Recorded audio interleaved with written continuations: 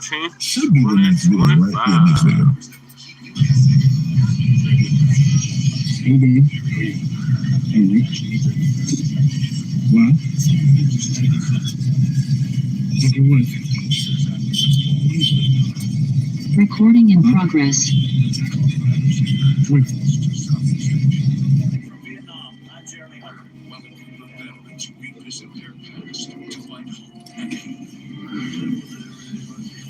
I think I missed the cutoff for 4:15. Hey, what up, Mac 285? Just in time for Denver City Council meeting.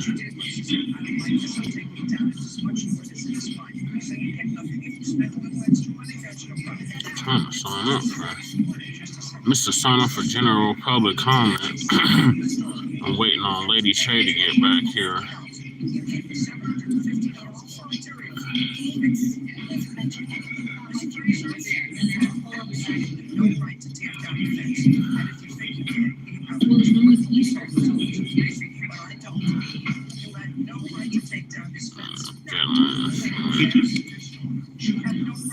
Yeah. I ain't gonna be able to speak on nothing. Mr. Sign up for everything. I won't be able to speak at all. Yeah, the damn cutoff was 3 o'clock. I was trying to get it in before 3. I had to go to Lady Shay's, and then Lady Shay came over here. And she still be on her way back.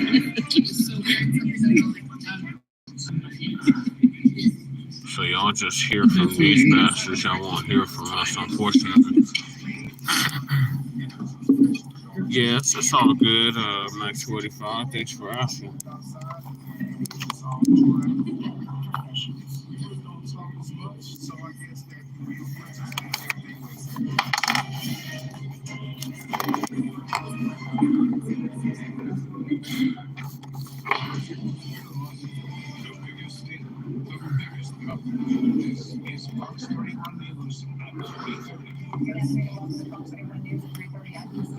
And on that note, here's a quick look at the top 3 stories at 3:30 today. County Sheriff's Deputy learning his fate. Andrew Bueller, now charged, convicted in the death of 22-year-old Christian Glass back in 2022. Coverage begins in 30 seconds. Governor, the principal's former Congressman Greg Lopez is running on. And an SUV slams into a building in Centennial. The latest on the driver and the people who are inside. We'll get to that and more in a minute, but first, here's Liz with your forecast. Well, today we started off with a few snow showers, and at this point, hardly even a cloud in the sky. But in just the last 3 hours, you'll notice a very bright picture out there with the satellite radar. As we take things outside with the Vaccine Shaker Sky camera, also showing those nice and bright pictures. The bright blue skies have taken a look towards downtown, and temperatures a little cooler, especially compared to what we experienced over the weekend. Right now, only checking in at 53 degrees. Always had a southeasterly breeze that's keeping along that 5 to 10 miles per hour pace. Right now, settling in on 8 miles per hour. This is coming out by DIA. And you'll notice, for the most part, as long as 25 and go eastward from 50 even to a little cooler in Conifer at 48 degrees. And then some Welcome to your Denver City Council. Please stand by. Full coverage of your Denver City Council begins now. Good afternoon, everyone. Good afternoon. All right, yeah, thank you. I always don't know if we're on the air, if the green light works or doesn't work, or if we're on the air when it doesn't say. So, good afternoon, everyone. Thank you for joining us on Monday, April 14th for our City Council meeting. Tonight's meeting is being interpreted into Spanish. Sam, would you please introduce yourself and let our viewers know how to enable their devices? Thank you. The former Territory County deputy convicted of killing 22-year-old Christian Glass in 2022 has been sentenced to 3 years in jail with a mandatory parole after 2 years. This is the maximum possible sentence. Event producers, are our translators on? Needlessly escalated a standoff with Christian Glass, who showed signs of a mental health crisis and refused orders to get out of his SUV near Silver Plume. The defense argued that Newland was legally. Sam, are you? Yes, sorry, hello. The No. interpretation was activated before I could give the instructions. Okay. Hello, everyone. My name is Sam Guzman with the CLC, and along with my colleague Alejandro, we will be interpreting today's meeting into Spanish.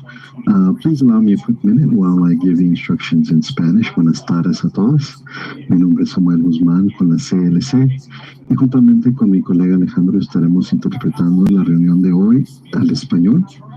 Si se une con nosotros virtualmente a través de Zoom, por favor busque en su pantalla el icono de globo que dice interpretación, oprima ese botón y de ahí seleccione la opción de escuchar en español. Si se une con nosotros presencialmente y está ahorita en la cámara, por favor busque al fondo a la derecha, encontrará un asistente que le podrá otorgar audífonos para escuchar en español. Muchas gracias and thank you very much. Thank you very much, Sam. Welcome to the Denver City Council meeting of Monday, April 14, 2025. Council members, please rise as you are able and please join Councilmember Torres in the Pledge of Allegiance. I pledge allegiance to the flag of the United States of America and to the republic for which it stands, one nation, under God, indivisible, with liberty and justice for all. Council members, please join Councilmember Torres as they lead us in the Denver City Council land acknowledgement. The Denver City Council honors and acknowledges that the land on which we reside is the traditional territory of the Ute, Cheyenne, and Arapaho peoples. We also recognize the 48 contemporary tribal nations that are historically tied to the lands that make up the state of Colorado. We honor elders past, present, and future, and those who have stewarded this land throughout generations. We also recognize that government, academic, and cultural institutions were founded upon and continue to enact exclusions and erasures of Indigenous peoples. May this acknowledgement demonstrate our commitment to working to dismantle ongoing legacies of oppression and inequities and recognize the current and future contributions of Indigenous communities in Denver. Thank you. Mr. Secretary, roll call. Alvidrez, Here. Flynn, here. Gilmore, Gonzalez Gutierrez, Here. Hines, here. Cashman, here. Lewis, Present. Parity, Romero Kimball, Here. Sawyer, Here. Torres, Here. Watson, here. Madam President, Here. 12 members present. There are 12 members present. Council has a quorum. Approval of the minutes. Are there any corrections to the minutes of April 7th? Seeing none, the minutes stand approved. Council announcements. Are there any council announcements this afternoon? Councilmember Sawyer. Thanks, Madam President. Just wanted to remind everyone that our is helping to facilitate a conversation with Cherry Creek residents about whether they would like to see a a general improvement district created in the Cherry Creek statistical neighborhood. It's a busy week for us. We've got 3 upcoming meetings this week. 2 of them are open to the general public, so hopefully you can join us. If you are a resident who lives within the business improvement district boundaries, please join us tomorrow night via Zoom at 5:30 p.m. And on Thursday at 12:30 p.m. also on Zoom if you are a business that is in the Cherry Creek neighborhood, but not in the business improvement district. So if you do not pay into the bid, but you're a business in Cherry Creek, please join us on Thursday at 12:30. Thanks. Thank you. Councilmember Cashman.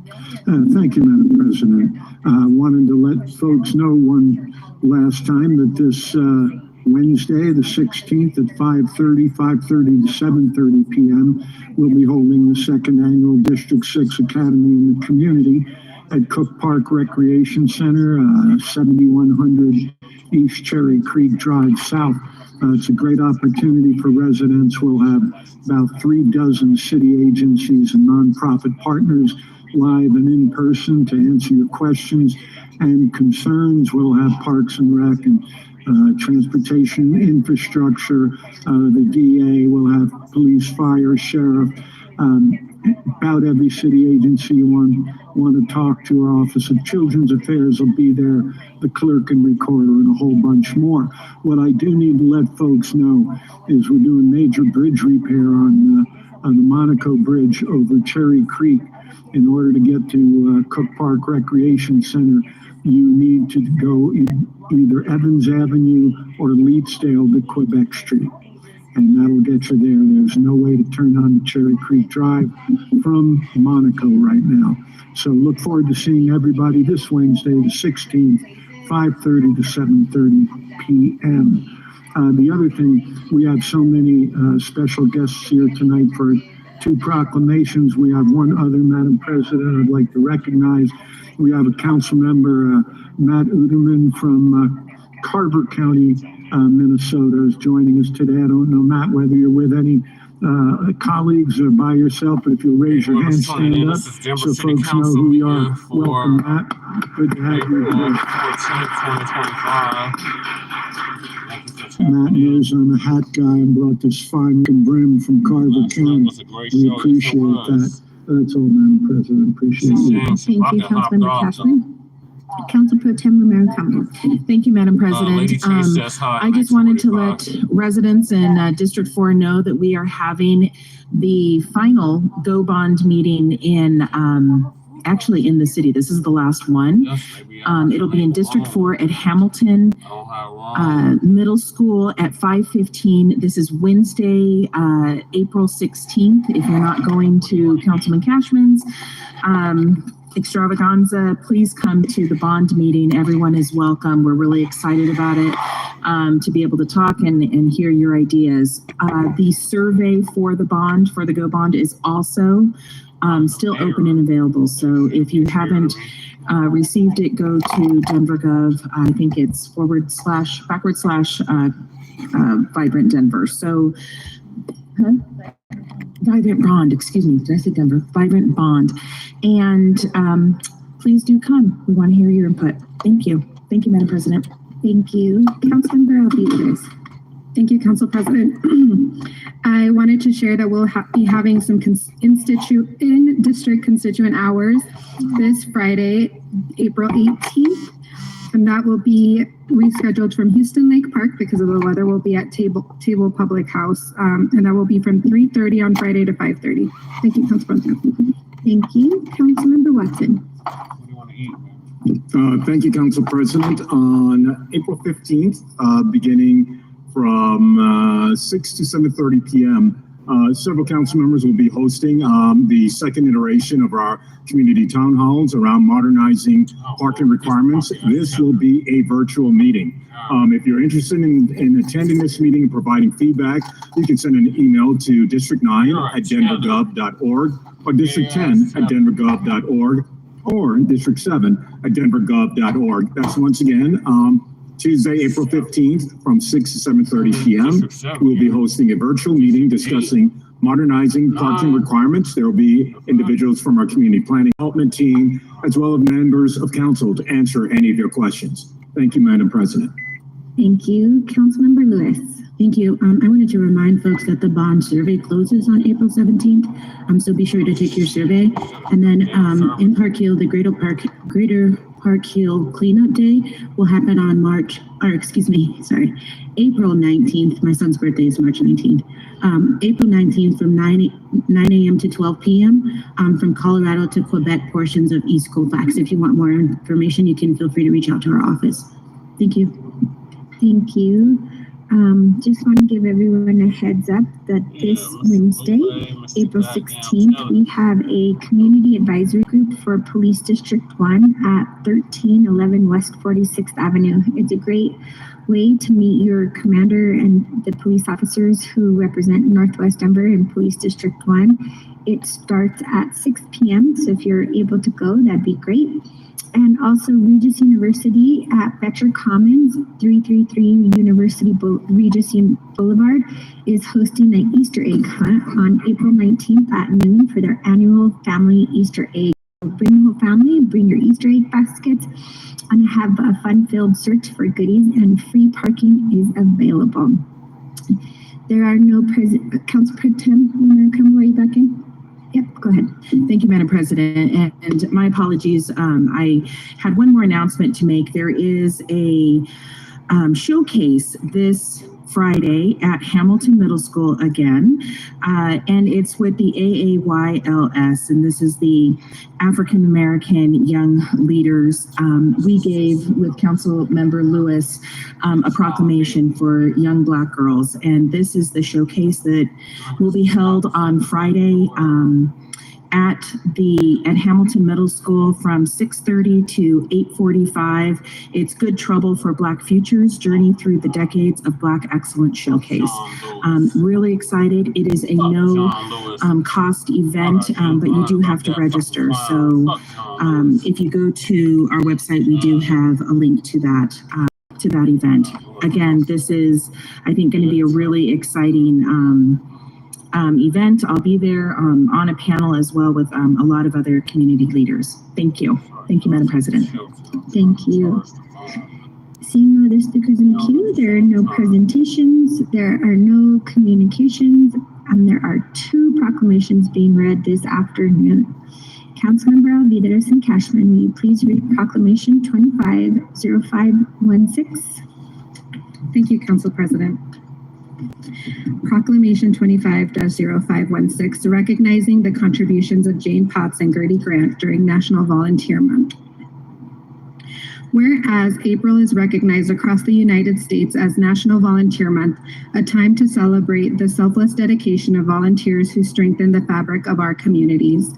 And whereas Denver is fortunate to have 2 extraordinary women, Jane Potts representing the Rosedale Harvard Gulch neighborhood and Gertie Grant representing the West Wash Park neighborhood as pillars of Denver's R&O neighborhood movement, having worked for decades as volunteers locally and citywide. And whereas Jane and Gertie have dedicated decades of their lives to grassroots organizing and civic activism, working tirelessly to make Denver and Colorado more connected, sustainable, and inclusive. And whereas Jane Potts began her advocacy in the 1960s, first as a student at South High School, then at Colorado State University, and continuing as a neighbor as recently as this month as the co-chair for the Sustainability Committee with Inter-Neighborhood Cooperation. She has organized donation drives to benefit families at Godsman Elementary and La Paz Micro Community, and actively planned the Denver INC Youth Awards and encourage our future community leaders. Jane remains active in the Rosedale Harvard Gulch Neighborhood Association, inspiring her neighborhood to be active and engaged. And whereas Gertie Grant has been steadfast advocate with her local registered neighborhood organization since 1977. She helped negotiate good neighbor agreements to increase communication between neighbors and developers and preserve neighborhood character and walkability. She is focused on promoting our urban canopy, beginning her environmental leadership by handing out trees from her garage in 1983, leading to the creation of Denver Digs Trees, which has distributed over 75,000 trees to Denverites throughout the years. She continues serving as the founder and program lead of Trees Across Colorado with the mission of preserving, renewing, and enhancing Colorado's community forests.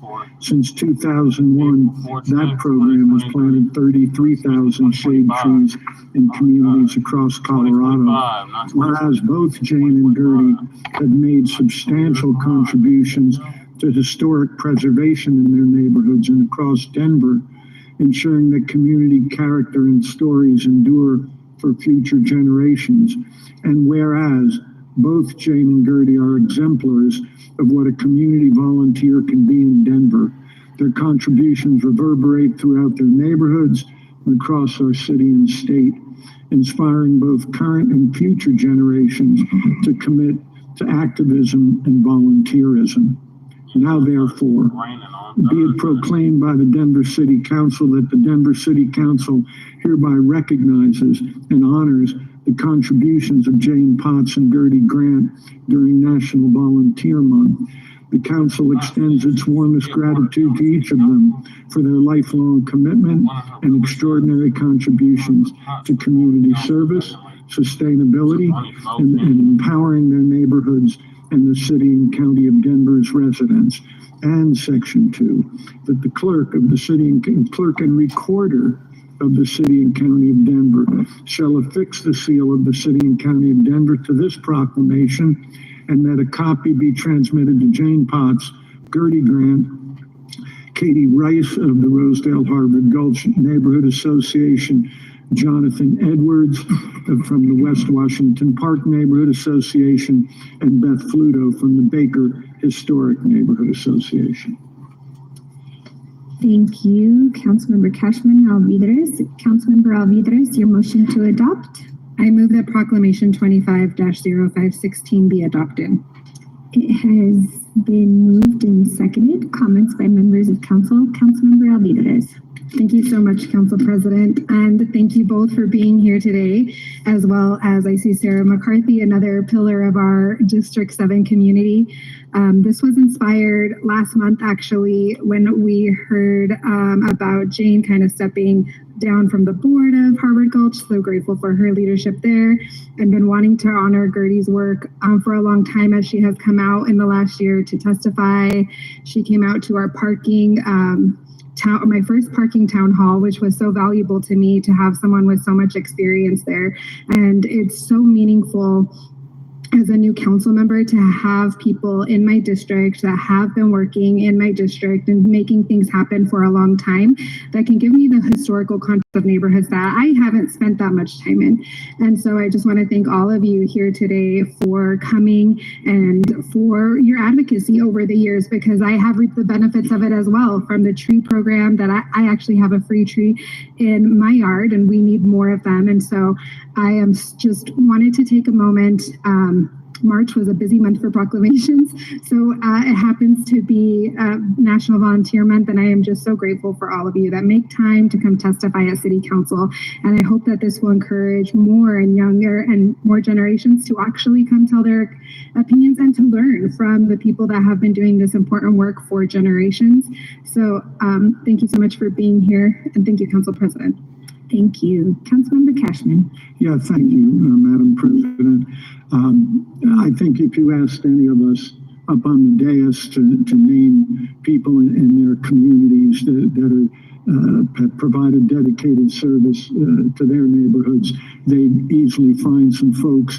But I think you'd have to go a good long way to find people more deserving of recognition this evening than Jane Potts and Gertie Grant. A lot of you know, before I was on council, I published Washington Park Profile newspaper for 36 years. If I wrote 10,000 articles during that time, I think 6,000 of them had Gertie's name in it, and the other 4 had Jane's.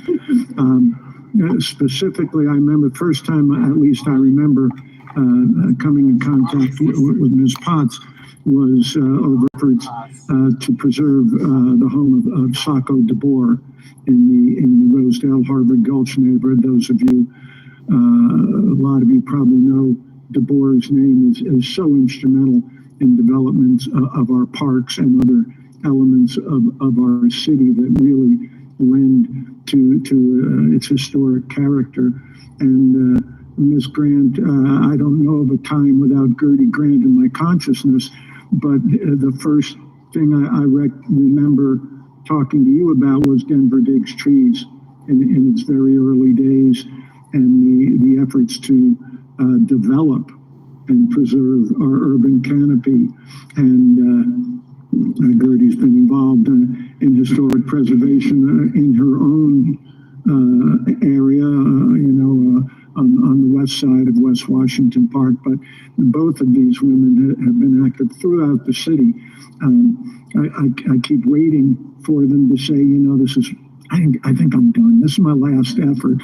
But as has been said, Jane's been so instrumental in INC recently, and Gertie's still so active, not just in her own neighborhood, but other adjacent communities. And yeah, like I say, so many wonderful neighborhood warriors. Sarah McCarthy's been mentioned. I see Charlotte Winsenberg here, who was, I think, glued to Gertie's hip for the past 40 or 50 years. And there's so many worthwhile neighborhood projects. So I'm just thrilled to see these names be called out for their contributions, and look forward to many more years and many more projects. Thank you, Madam President. Thank you, Councilmember Cashman. Councilwoman Gilmer. Thank you, Council President Sandoval. I want to congratulate both Jane and Gertie for all your years of community volunteering and partnership.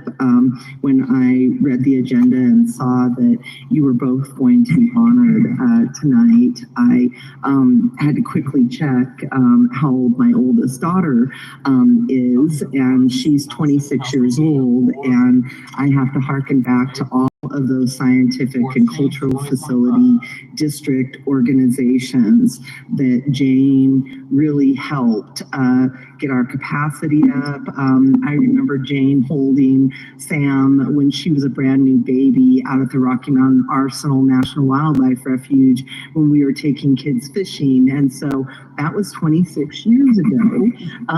And, you know, those are the years and those are the stories that really, you are embedded in so many Denverites' lives just by being you and showing up and doing all of this work. And so congratulations and thank you so much for your service. Thank you, Council President. Thank you. Councilmember Flynn. Thank you, Madam President. Just briefly, not to repeat what's been said already, I just want to congratulate Gertie and Jane.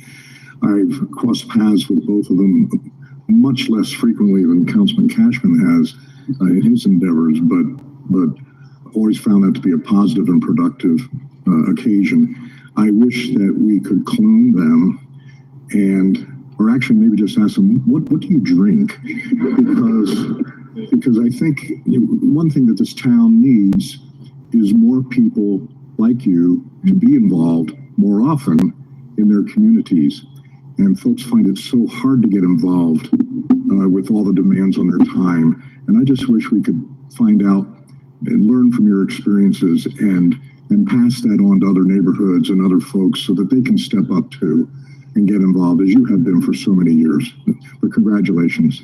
Thank you, Madam President. And Madam President, knowing them both for so long, I'm not sure we do want to ask them what they drink. I think that's a private discussion. Thank you. Mr. Secretary, roll call on Proclamation 0516. Alvidrez? Flynn? Aye. Gilmore? Gonzalez Gutierrez? Aye. Hines? Aye. Cashman? Aye. Lewis? Aye. Romero Campbell? Aye. Sawyer? Aye. Torres? Aye. Watson? Aye. Madam President? Aye. Mr. Secretary, close the voting and announce the results. 12 ayes. 12 ayes. Proclamation 0516 has been adopted. We now have time for proclamation acceptance. Council members Alvidrez and Cashman, who would you like to invite up to accept the proclamation? Thank you, Council President. We would like to invite Jane and Gertie both up. And if there's anyone else you want to bring up with you to come say some words, please make your way up to this microphone. It wouldn't be the first time, I'm sure.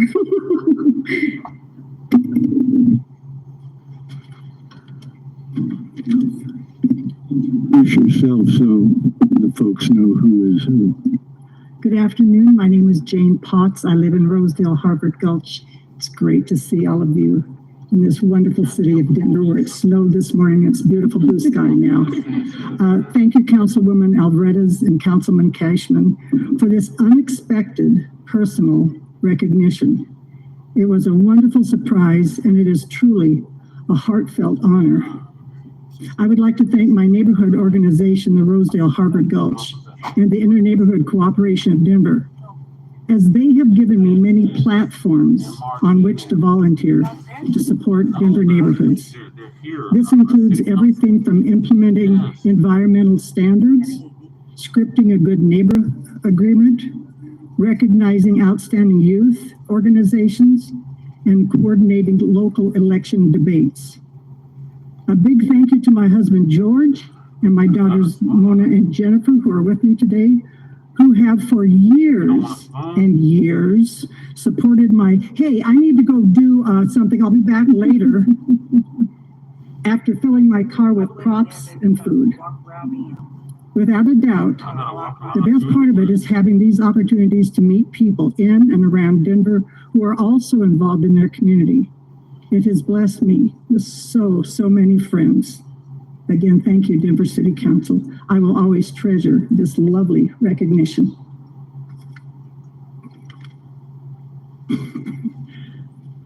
Good afternoon, Madam President and members of City Council. I am so used to coming up here and needing to give my address in order to legitimize myself in front of whatever I was going to talk about. My name is Gertie Grant, and I live at 242 South Lincoln Street. This is very unexpected for me, and I really appreciate the honor. Thank you, Councilman Cashman and Councilwoman Alvidrez, for the nomination. I wouldn't be here if it weren't for a lot of other volunteers that have made Denver Digs Trees what it is and helped to spread the word about the availability of trees and how to take care of them. And it's also because of INC, Inter-Neighborhood Cooperation, that Denver Digs was able initially to get the word out to neighbors that the trees were available. And it's because of, Jane used a wonderful word, platform of INC, that many of us have been able to reach out into other neighborhoods and get the word out about good things that we thought other neighborhoods might appreciate being involved with. Thank you very, very much for this. I really appreciate it. I thank my family for putting up with it. My daughter, my two grandkids, my nephew and his wife and their kids, and my housemate Doris Bird, who picked up the pieces when I was really too glued into my trees in order to be able to be a responsible mother to my kids. So thank you all very, very much for this honor. I appreciate it. Thank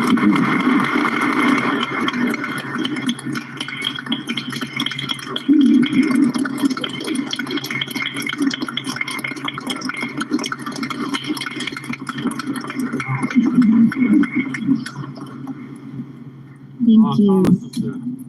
Councilmember Flynn, will you read, let me start over. Councilmember Flynn, will you please read Proclamation 0517? Thank you, certainly, Madam President. Proclamation number 25-0517 honoring Deputy Chief Joseph Montoya for his service to the Denver Police Department. Fuck you, Montoya. Whereas Joseph Joe Montoya, as if that needed to be said, was born on December 13, 1962, to Joseph and Carmen Montoya in Denver and spent his formative years attending Denver public schools, ultimately graduating from Abraham Lincoln High School in 1981.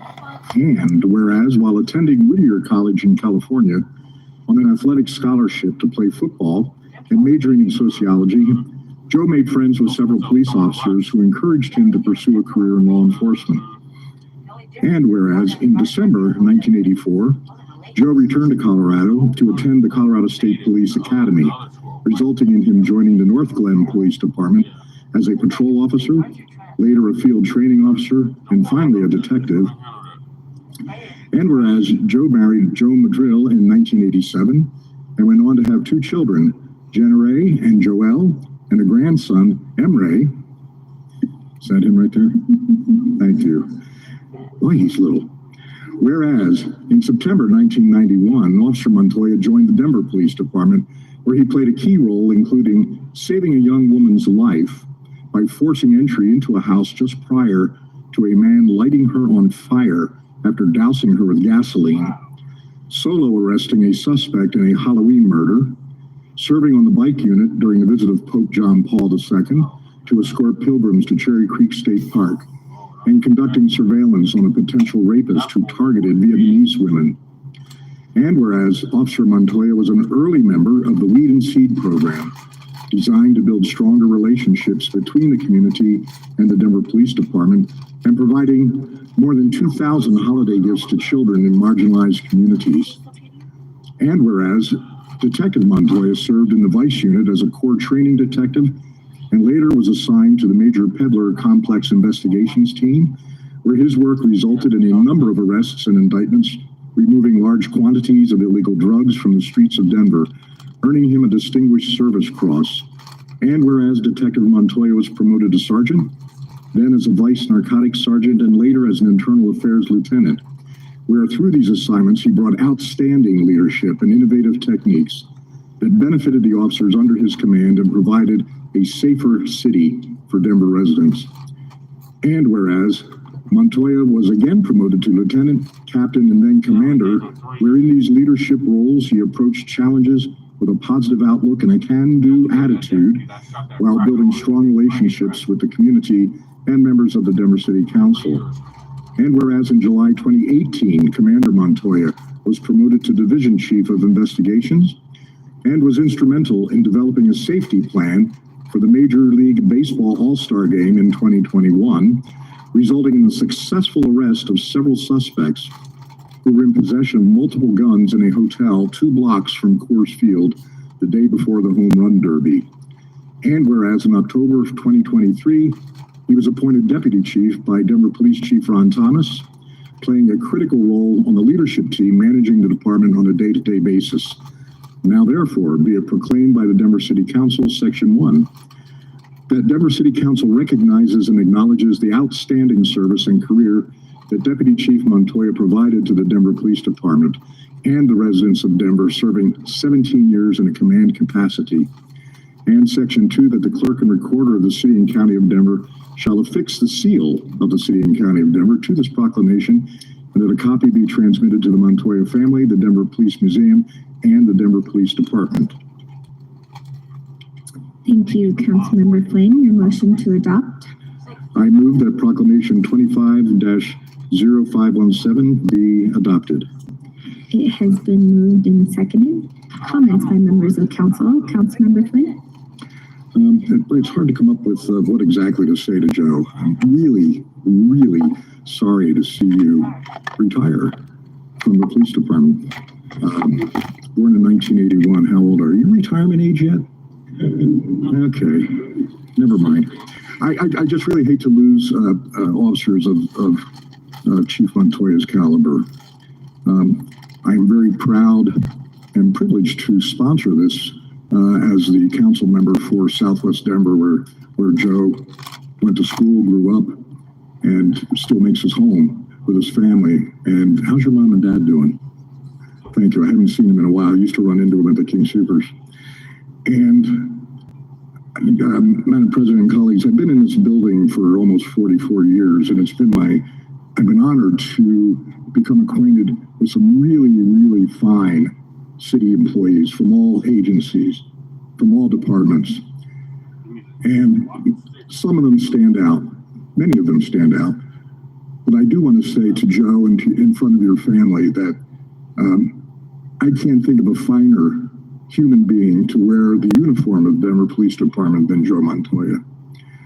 You might remember when Chief White retired and left that I wrote a letter recommending your appointment to Chief of Police to the mayor, and you were not selected, but I was happy to do that.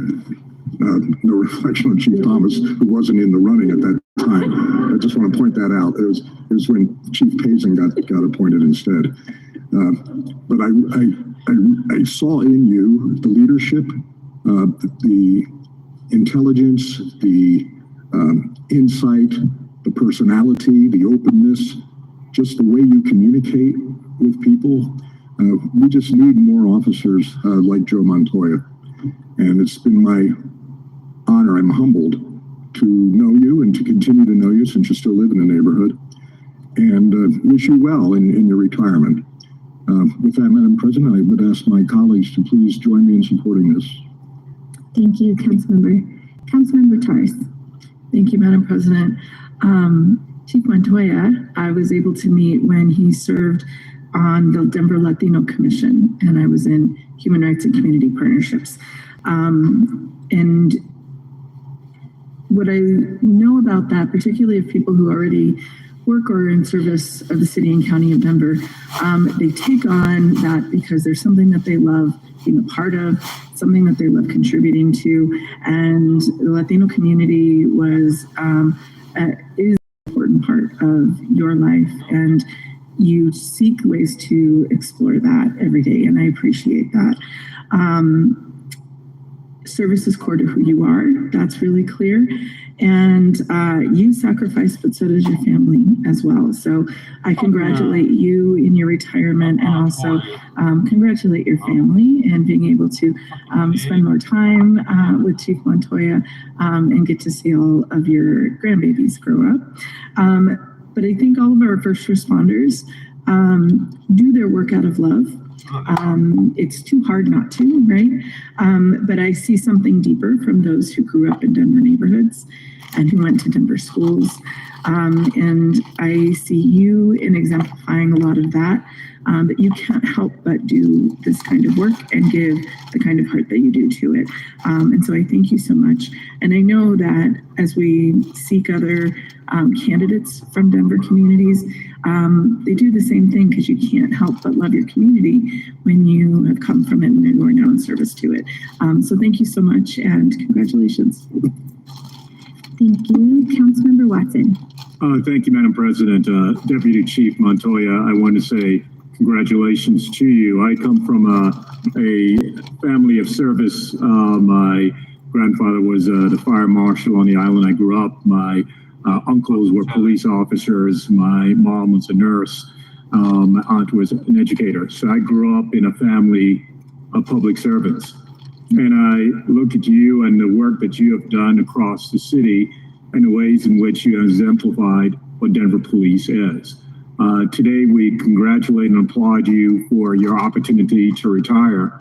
There are many who you've served with that have not had that opportunity. So that makes us even more special. And to your beautiful bride, Joanne, and to your family and your kids, congratulations to you. As Councilmember Torres stated, you now have an opportunity to spend more time the love of your life and the person who has been the root of your family. Congratulations, sir. Thank you for your service and the many moments in which we have had interactions over the years. I wish you all the best and Godspeed. Thank you, Madam President. Thank you. Councilmember Gonzalez Gutierrez. Thank you, Madam President. So the way I first met Chief Montoya is not maybe in a work setting. And that's because I met him because my cousin was dating his daughter, Jenna. And I know I'm not trying to embarrass you all. And now we see the product of that now through their marriage. He so kindly paid for me to do all the flowers for the wedding. Those of you that don't know, I have a former life of being a florist. Still kind of do it moonlighting, but anyway, you know, that beautiful union of two amazing people in our lives. Regardless of that, I do want to say thank you, Deputy Chief Montoya, for your years of service and commitment to our community. I won't hold it against you that you went to Lincoln High School. It's okay. But still a DPS grad. I love it. And I want to thank really your family because, you know, any kind of public service, and especially as a first responder and working in the setting that you work in, is very challenging, and you can take home a lot of that back home. And also, I'm sure there were many times your family was worried about you. And so I do want to thank you for sharing your husband, your father, your grandpa with the city of Denver. And I am glad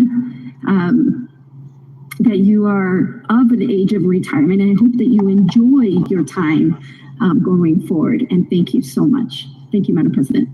Thank you. Councilwoman Alvidrez. Thank you, Council President. Thank you so much, Deputy Chief Montoya, for your service. I haven't been on council long, but it doesn't take much time to see the depth of your leadership. You've led with courage, clarity, and an unwavering commitment to public service. And in the short time that I've served, I've learned so much from watching you. What stood out the most to me is not just your professionalism, but your heart. You've helped carry the city through challenging moments with calm and strength. We've faced a really challenging year just this last year, so I can't imagine all the years before that. And I want to thank your family as well. Public service isn't a solo journey. It takes a toll on the whole family, and it's a sacrifice that often goes unseen. So I'm grateful that in this moment, hopefully we can give you a little bit of that feeling seen after so many years of service. And just on behalf of District 7 in particular and the people of Denver, we thank you and wish you some rest, joy, and well-deserved peace in this next chapter. Thank you, Council President. Thank you. Councilwoman Sawyer. Thank you, Madam President. Chief, thank you.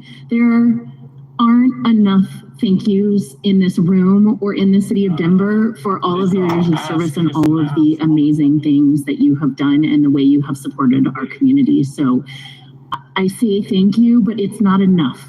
I just want you to know how much I personally appreciate you, how much I appreciate your mentorship. You have spent the last 6 years patiently explaining to me why I can't do what I want to do. And I really, really appreciate you. I have learned so much from you. One of my fellow council members mentioned your leadership, and I will tell you that is 100% right. You are a true born leader. The city of Denver has been lucky to have you for the time that we have had you. And now I'm so excited for you to go and enjoy your retirement. So congratulations. And to your family, thank you for sharing him with us for as long as you have. We truly are the lucky ones for him having been a part of our city. So thank you. Thank you. Councilmember Cashman. Yeah, thank you, Madam President. Deputy Chief, congrats on a pretty amazing career. Very much appreciate your service. You know, it's been my great misfortune to not get to know you well. But, we bumped into each other for about the past decade in my time on council. And there's just something about you, the way you carry yourself, that I just would describe you as a man of dignity, integrity. But what's been most enjoyable for me is ever-present good humor. I appreciate that someone in a job that can be as intense as I'm sure yours has been over and over and over again through the years, you maintain that good spirit, and it rubs off on those around you, and I appreciate that. My dad, I grew up in a little town in New Jersey. My dad was a volunteer cop, and grew out of civil defense after World War II, and he'd direct traffic at the local church on the weekend, and I'd go out one night a month on patrol. And, so I was around police officers since I was a little kid, and as with everything else, there's some good, some better than others. And I'm just being around you, I think you're about as good as it gets. And just seeing you sitting there, while I'm 1,000% sure that you're 100% cop. I think you're about 140% husband, father, grandfather, and probably a whole bunch of other roles. So thanks again for your good service. So. Thank you, Madam President. I'm at a loss of words to say. My colleagues have summed it up. I've known you for a really long, Chief. I started in 2012, and there were times when I was looking for Councilman Montero, Councilmember Espinosa, that I would come across your path and I would ask you off the record, hey, I don't know exactly how to handle this, or hey, I don't quite understand this, or hey, I just need some support with what's going on personally in my life. And every time you were there, you were considerate, you had empathy, and you were open. And when I see your leadership, I see other people around you who you've also done that with, not just in the police department, but in the Denver community. And that speaks volumes to me. To come up through the ranks, I feel like I've come up through the ranks. I was a council aide, then I got elected, and now I'm council president. It just means that one of the things that I always say when I'm in a contentious situation is, what's the common denominator in the room? And it's, we love Denver. And you've done that with every single bit of your heart.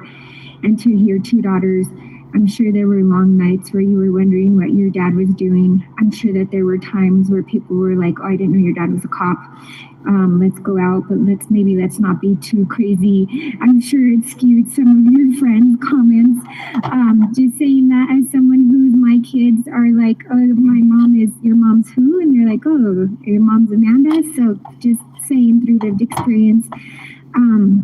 But we just hope that you savor every moment of your retirement. Thank you for your tireless service. And most importantly, I'm so glad that you're able to serve in your retirement. I lost my dad in his late 60s, and I wish my dad were alive right now to be with my kids. I wish my dad was alive right now to see me as council president. I wish my dad was alive that I could call him during these times and say, hey, Dad, what can I do? And so girls, just cherish the fact that you still have your dad and that you're going to be able to see him in this next journey. And we just hope that you absolutely enjoy your next chapter of life, and please don't go far. Because a lot of times when people retire, it's those people we need more, even right now, and what's happening in our current environment. So don't be surprised if I see you on the street one day and I'm like, Joe, I don't know what to do. And I'll just still continue to be asking for help, because you really have been a steadfast leader in my life and really, really, really impacted my life and my journey here, serving the residents of Denver since 2012. So thank you so much. Mr. Secretary, roll call. Alvidrez? Aye. Flynn? Aye. Gilmore? Aye. Gonzalez Gutierrez? Aye. Hines? Aye. Cashman? Aye. Lewis? Aye. Romero Kimball? Aye. Sawyer? Aye. Torres? Aye. Watson? Aye. Madam President? Aye. Mr. Secretary, close the voting and announce the results. 12 ayes. 12 ayes. Proclamation 0517 has been adopted. We now have time for the proclamation acceptance. Councilmember Flynn, who would you like to invite up? I think I'd like to invite the grandson up, but he's been so good sitting there through all this. But I will first want to invite Chief Thomas to come up. Chief Thomas put Deputy Chief on his command staff for some reasons. And Chief, could you talk about and then introduce Joe Montoya? I can, and thank you, Madam President, Denver Police Chief Ron Thomas. And I want to start out by once again thanking this body. I mean, you continue to acknowledge and recognize significant individuals and events that I think are important to not just the Denver Police Department, but to this entire city. I do have to say that there's really no way in 5 minutes that I can summarize the immense impact that Chief Montoya has had on me, on the Denver Police Department, and on this city. I will say, Councilwoman Romero Campbell, it turns out a TJ grad can learn something from Lincoln grad. I will say that, you know, I've known Chief Montoya's family, his father. I've known since for my entire adult life. I've known Joe and his immediate family for just about all of my professional life, and I can say that his impact on me has been immense. His impact on the Denver Police Department and on the entire city has been immeasurable. It's been an honor for me to work with and alongside Chief Montoya, and I'll stop there and allow him to say some words and then introduce his family. All right, Chief. Thank you, Chief. Have we embarrassed you enough yet, Joe? A little bit.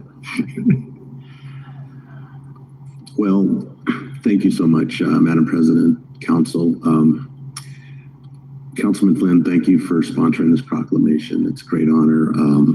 I've really See his piggy enjoyed our relationship, our long-term relationship. And Dana and Stacy as well. I've had long-term friendships with both of them, and they've always been a great help to me. Council, thank you for affirming this. I too have had, which is evident, some really great relationships with all of you. I've always enjoyed working with you. I asked my wife, Joanne, to stand next to me because she's been next to me for everything.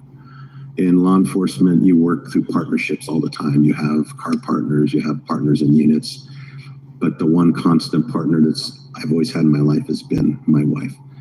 Through all the highs, the lows, the long shifts, the early mornings, the late nights. She's always by my side, and I love her for that. Fuck you and her. How about that? As a son of the city, the greatest honor bestowed upon me happened in 1991 when I got to put the badge on my chest and serve the community that I love. This is the community I grew up in and the community I still live in. Oh my God, he's been a I've pig since I was been able 4 to years work old. alongside some of the greatest women, men, both sworn and unsworn, in this law enforcement profession. This is truly a great police department. I've watched them learn through the years, how we progress, how we transition to try to stay in front of things, to try to serve our community the best way that we can. And there truly are great women and men on this department with big hearts, and they care about Yeah, people. big hearts already. Y'all paying out settlement money left and right, though. It's a tough Every time you turn around, these motherfuckers got to pay out a lawsuit. career path to be in without support. And I've been blessed with the greatest support base ever. I have my mom and dad who are actually watching on TV tonight with my nephew. Brutality. I have my two beautiful daughters who as little girls put on brave face when I went out to work an overnight shift, but quickly blossom into amazing adults who I love and I'm very proud of. I have my son-in-law, Tino, who is just an amazing young man. He's also serves the community. I have my nephews, my nieces, some of who are here, my sister-in-law, brother-in-law and sister-in-law. I have my siblings, Tony and Renee, who my brother is currently working with the Denver Police Department, and my sister Renee, who retired from dispatch. So I love them very much. They've always been by my side. All my friends and my Denver police family, I can't thank them enough. And of course, last but not least, the jewel of the family, my grandson, our grandson, Henry, who is going to be my retirement plan. I'm going to close out by saying this. I want to thank all of you for your service to the community. Being a council person is not an easy job. I know, and I've seen up close and personal how hard you all fight for your communities and your constituents, and how at the heart you're always trying to do what's best for Denver. And I've always appreciated that. I know there's differences in views and opinions sometimes, but bringing differences together to resolution for what's best for the city, that's what makes us strong, and that's what makes us a great city. As I transition from a public servant to full-time Denver, Southwest Denver community member, I have 3 asks. Just keep our city vibrant, keep our city welcoming, and keep our city safe. Thank you very much. Thank you, Chief.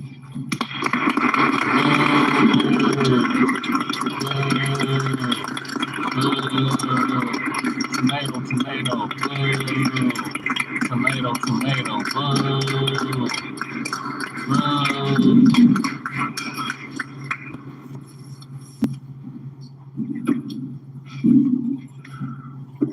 All right.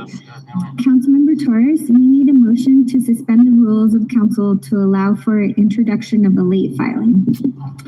Thank you, Madam President. I move that the rules of procedure be suspended to allow for the introduction of Council Resolution 25-0441, approving a proposed amendatory agreement between the City and County of Denver and St. Francis Center to continue providing non-congregate shelter operations at 4685 Quebec Street in Council District 8.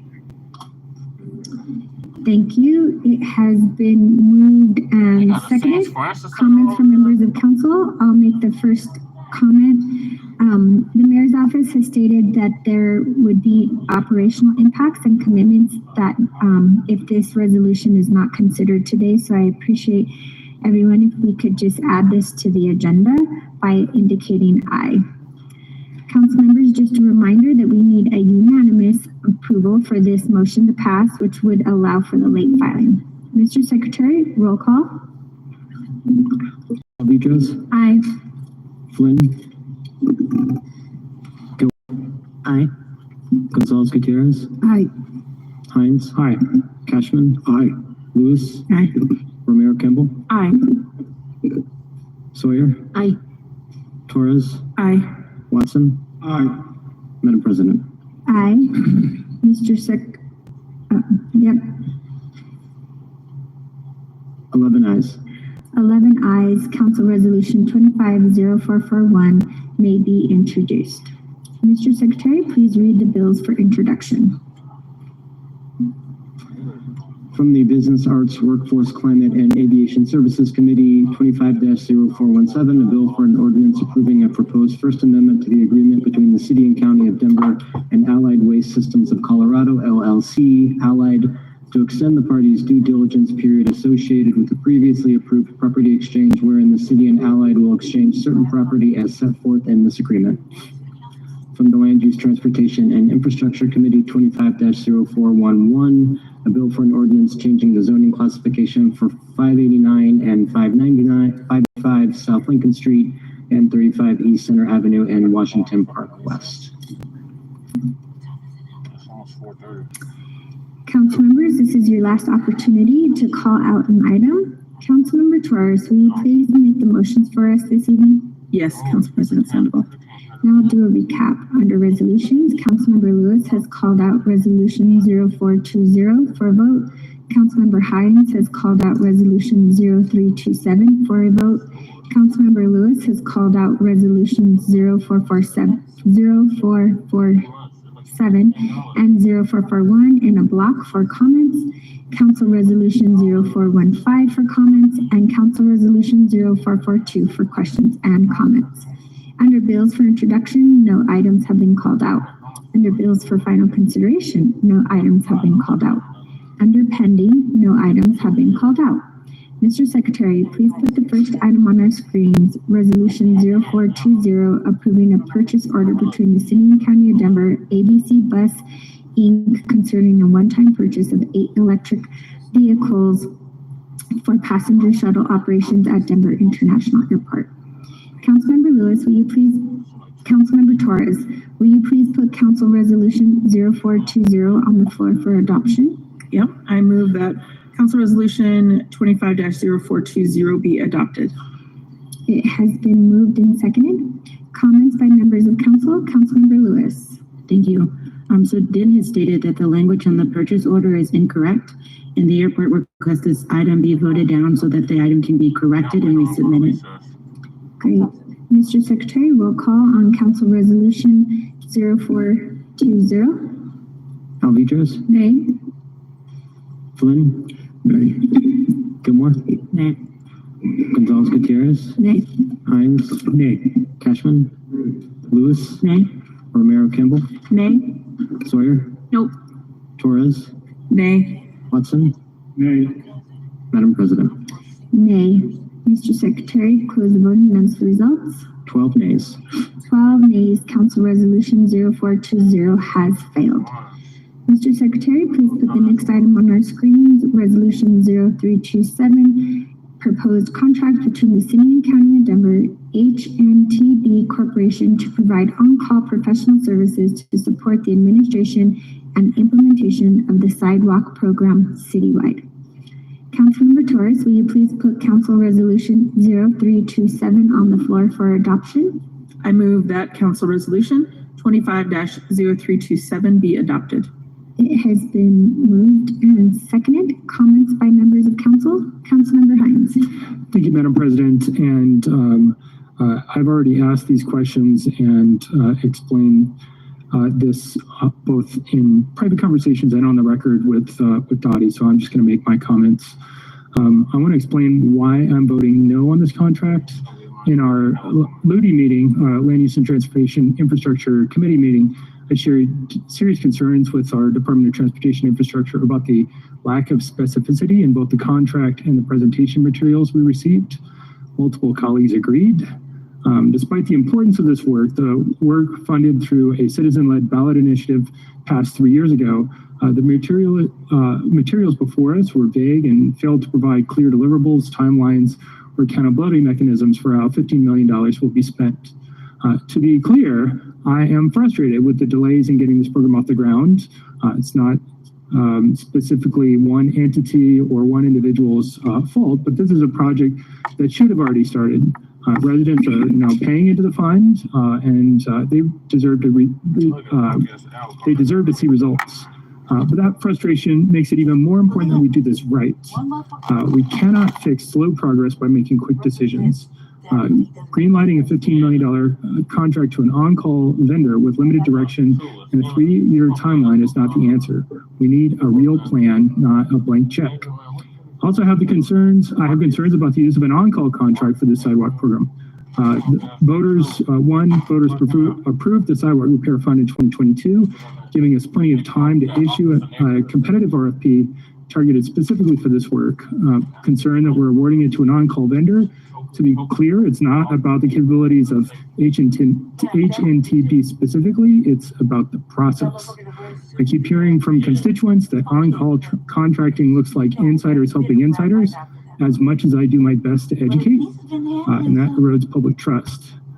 Second, specific example, the on-call contracts bypass council's normal budget oversight. We've seen the consequences of this before. For example, when the entire 5280 Trail project in Golden Triangle was awarded to an on-call vendor that did not specialize in pedestrian-focused design. That decision weakened a once transformative pedestrian mobility project that, as of today, Dottie has, including car travel in a bond project that voters said was a, quote, pedestrian walkway, unquote. I don't want to see that mistake repeated with our sidewalk program. I offered a compromise in committee on the record. You can go check the video. I suggested a 1-year, $5 million contract to get the program started while preserving oversight and flexibility. This would have allowed Dottie to get moving while respecting the voters' intent and council's budgetary responsibility. Unfortunately, Dottie did not implement that idea. So because of these concerns, process, oversight, and respecting the voters' will, I cannot support a $15 million 3-year on-call contract tonight. Just to be clear, this is something I shared in committee on the record as well as in other conversations with Dottie. Thank you very much, Madam President. Thank you. Councilmember Sawyer. Thanks, Madam President. Just looking at Dottie to see if you have any response or thoughts about that Councilmember Hines is right in his comments, but I would like to get the sidewalk program moving, so I'd like to vote yes. But like I said, Councilmember Hines is right. So just wanted to see if you had any clarifications or any kind of additional information for us. Sure. Thank you, Councilwoman. Thank you, Madam Chair.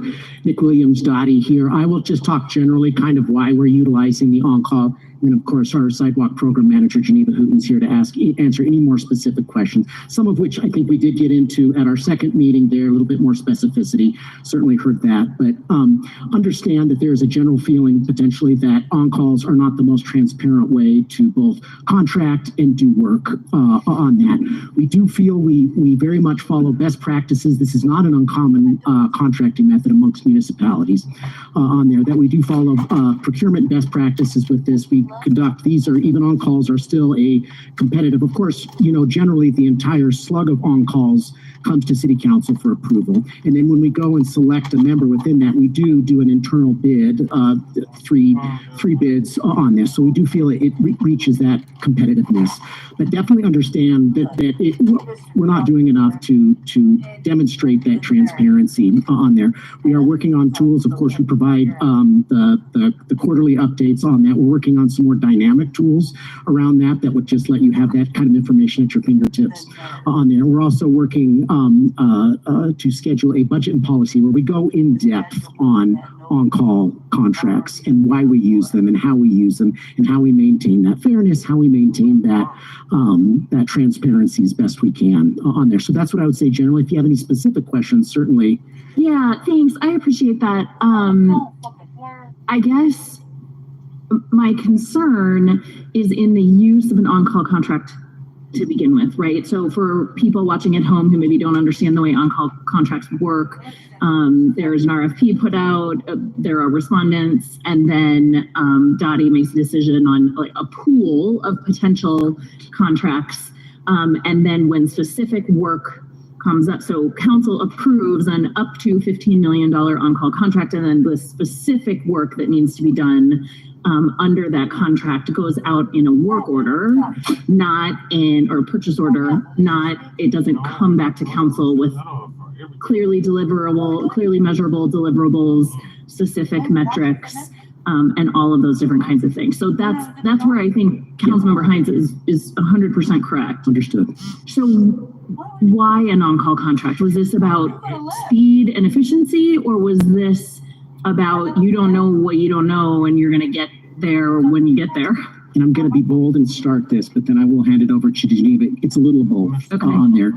Certainly, we've had this ordinance for quite a while. Of course, we just started collecting fees and had the ability to do actionable work on this starting in January of this year on there. And so the speed aspect does it. But really, for this one, it is the flexibility to utilize different, because this is not just the master plan. This is not just program management. This is everything up to including starting to design those sidewalks as a result of that master plan. And so the vast array of different tasks under there made us feel that an on-call with different, as you said, different subs in there would allow us to do this the most efficiently and most flexibly, knowing what we don't know, and it's going to come out of this. I think it is a good reminder, we're the only country, or we're the only city, certainly of our size, that is doing a construction project like this. And while we definitely know how to build sidewalks, repair sidewalks, bring sidewalks up to standard, doing it on a citywide basis, utilizing $40 million in fees is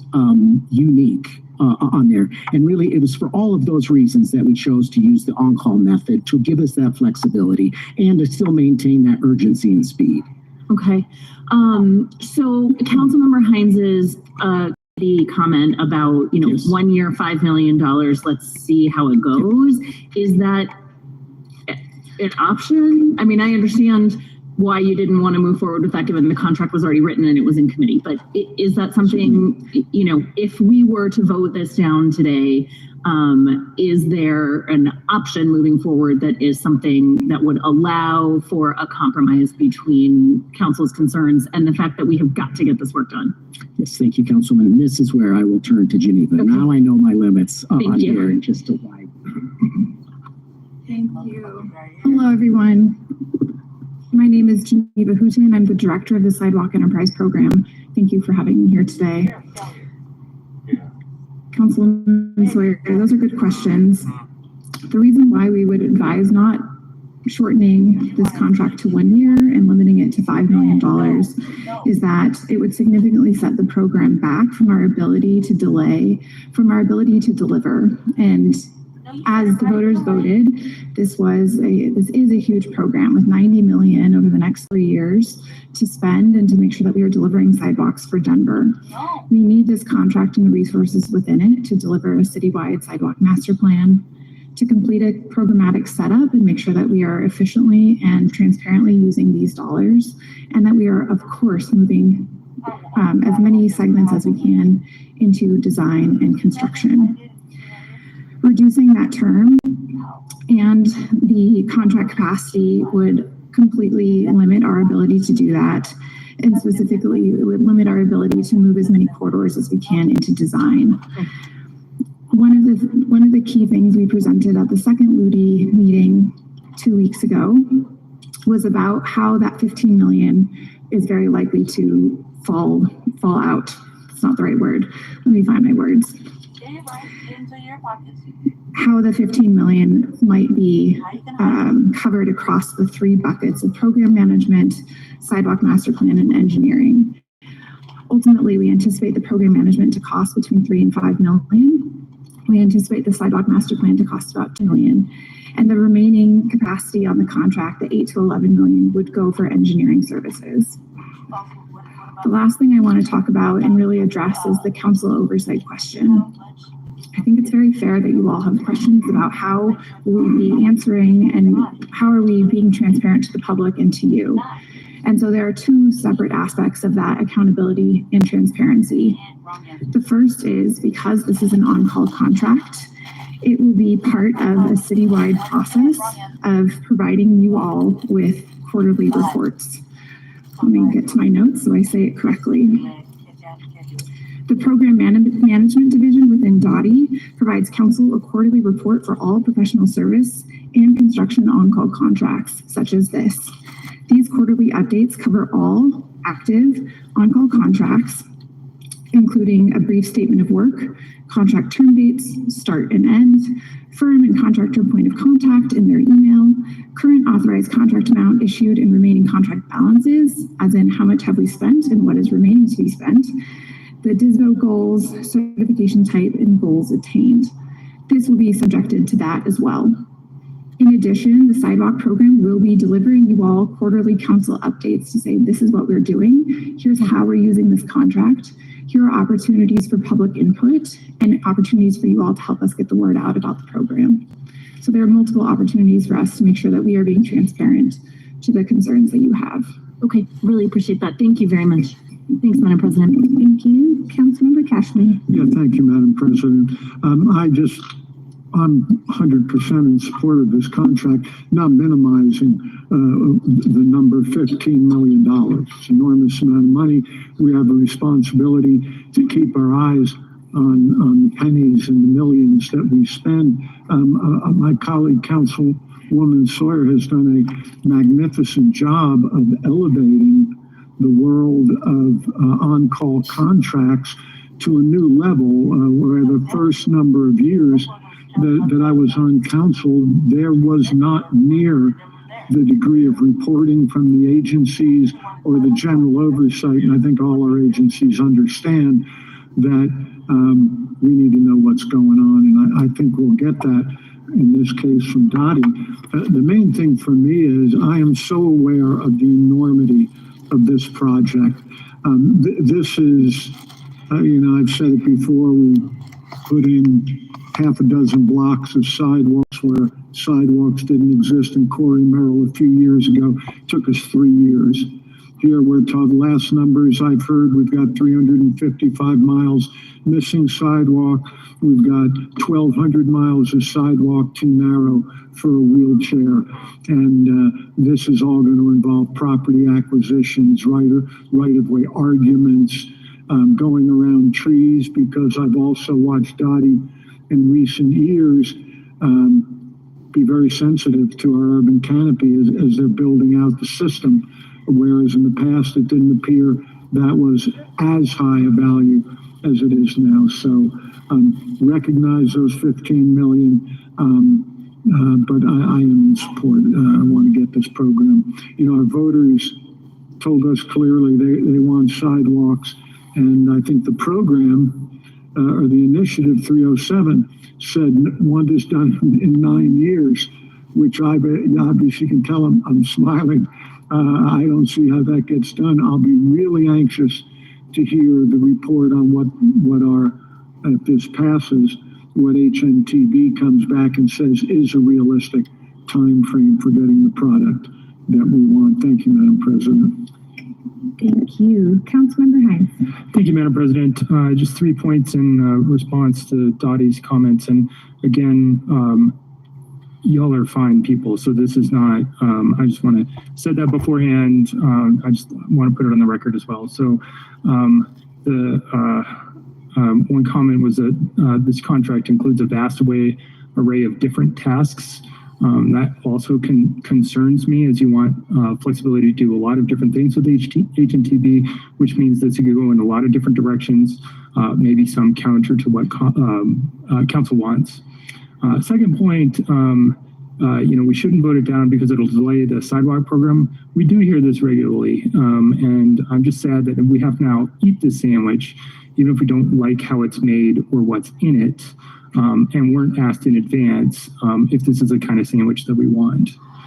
Third point, the issue isn't the on-call report, the quarterly report that Dottie now releases. And thank you, Councilmember Sawyer, for helping make that happen.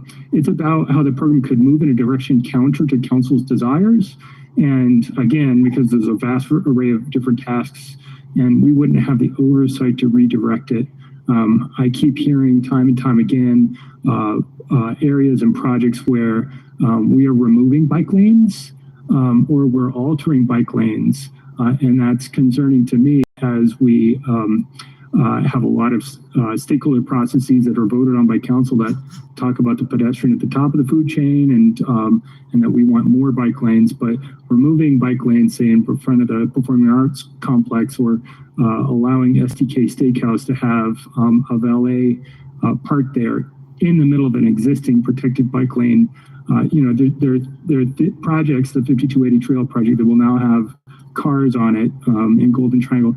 Those are things that are moving in a direction that's not what I believe the people want, and so that's factoring into my vote. So thank you, Madam President. Thank you all. Mr. Secretary, roll call on Council Resolution 0327. Alvidrez. Aye. Flynn. Aye. Gilmore. Aye. Gonzalez Gutierrez. Aye.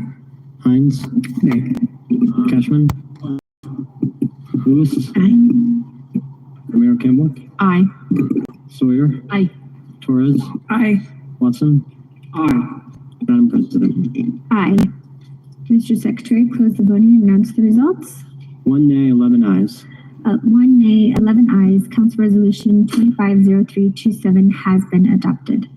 Mr. Secretary, please put the next two items on our screens. Resolution 0447, approving a proposed sublease between the City and County of Denver, the St. Francis Center to operate non-congregate shelter at 4685 Quebec Street in North Park Hill in Council District 8, and 0441, a resolution approving a proposed amendment between the City and County of Denver, St. Francis Center to continue approving non-congregate shelter at 4685 South Quebec in Council District 8.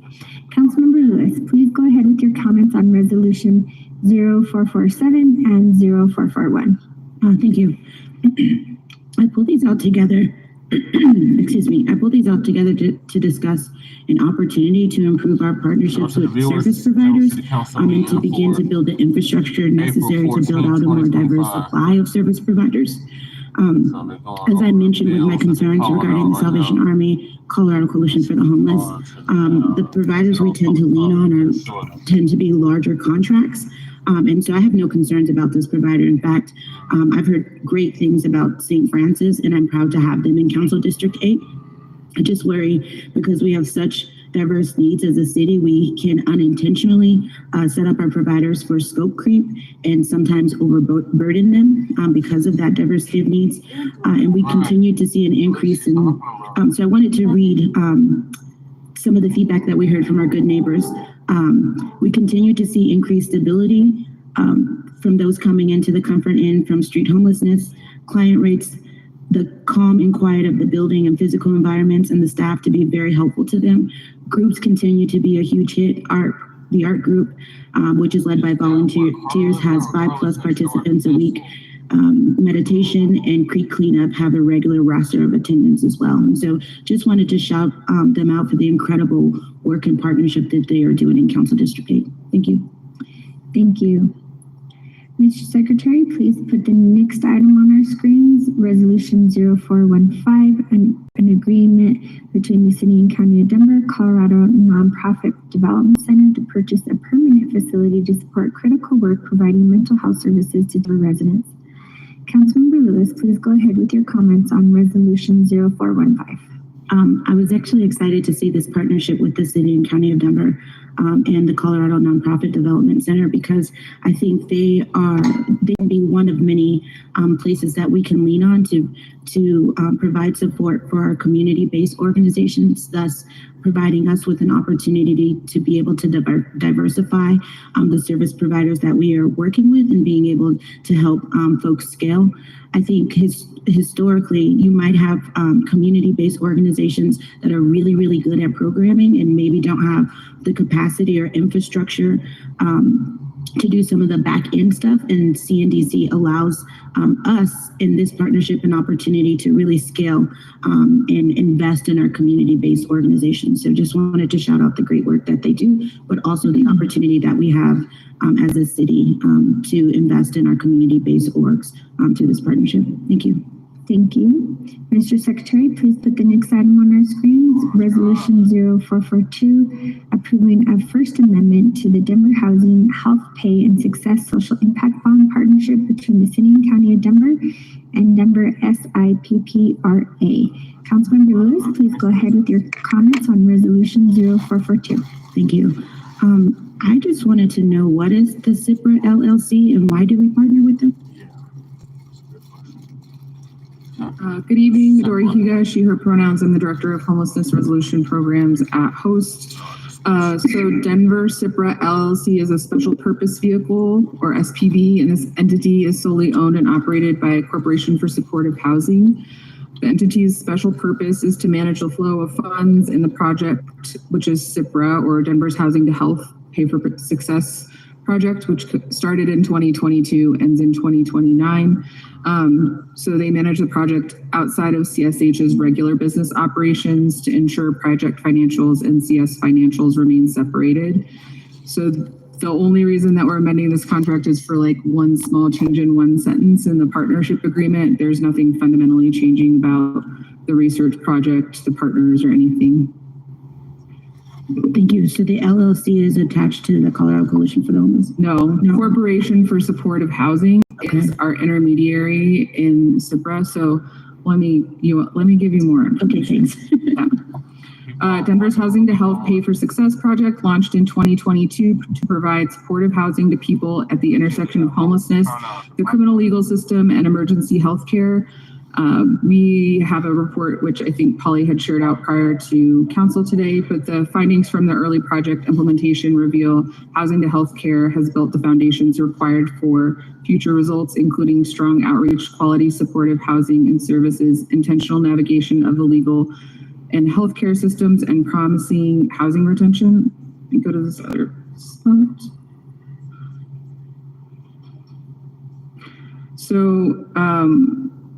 So essentially, CIPRA, or the Housing to Health program, is a random control trial, and we're working to provide the intervention of supportive housing to people. It builds off the social impact bond, which was the SIB project. So this is a 2.0 essentially of that work. And in the SIB, we were only looking at folks that had arrest history and were having a lot of arrest history and were experiencing homelessness. And this adds an additional element in relation to how many emergency room visits a person has had over the last year as well. So we have multiple partners, and it does include Colorado Coalition for the Homeless, WellPower, CSH Corporation for Supportive Housing as our intermediary, Urban Institute as the evaluator for the project, and then we also work with Denver Health, who does some outreach and recruitment for the program. So those partners that you just listed make up the LLC? No, the LLC is operated by CSH. It's really complicated project. So CSH Corporation for Supportive Housing is the intermediary. They're like the center of the project. Mm-hmm. So they do all of the project management for us. So we have operational meetings every 2 weeks with all of the partners. CSH prepares for all of that. And so as sort of the center of that, they're also in charge of managing all the finances for it.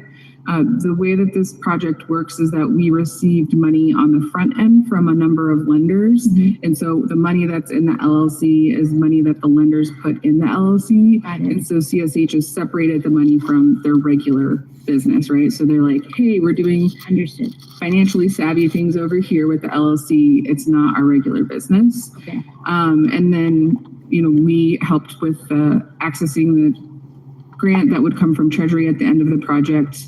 And then there's investors that paid into the project on the front end, the service providers, and the evaluator. Got it. I'm officially unconfused. Thank you so much. Yeah. That's it. Well, All y'all go right, to thank you. fucking recess already. This concludes the items to be called out. If there are no objections from members of council, we will recess until 5:30. Before reconvening the regular meeting, City Council will provide a half-hour general public comment session to hear from the public on city matters. Except for any matter that is scheduled for a legally required public hearing, the general public comment session will begin promptly at 5. All right, thank you for tapping in. I'm gonna end the stream and I'll be back with another one in like 5 minutes. Peace.